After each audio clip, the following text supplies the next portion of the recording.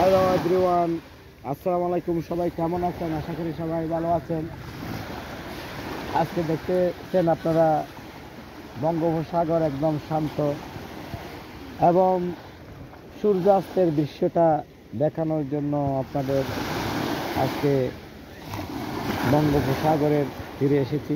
চমৎকার সূর্যাস্তের দৃশ্য আমরা দেখতে পাচ্ছি।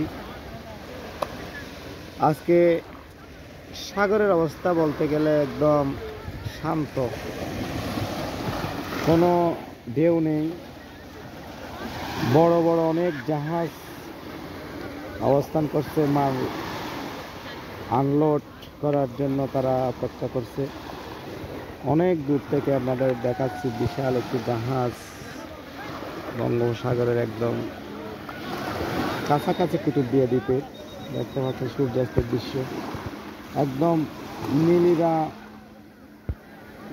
লাভা, রক্তিম লাভা রং ধারণ করছে। সূর্য একটু পরেই অস্ত যাবে।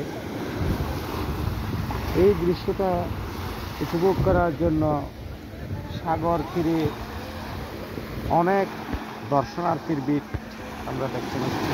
এই মুহূর্তে অনেক দর্শক দেখতেছেন।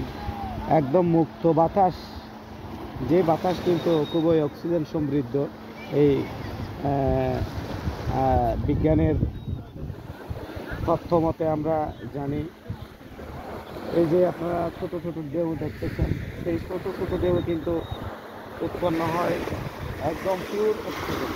সেই অক্সিজেনগুলো গ্রহণ করার জন্য এখানে এসেছে অনেক দর্শনার্থী এবং অনেক ছেলেরা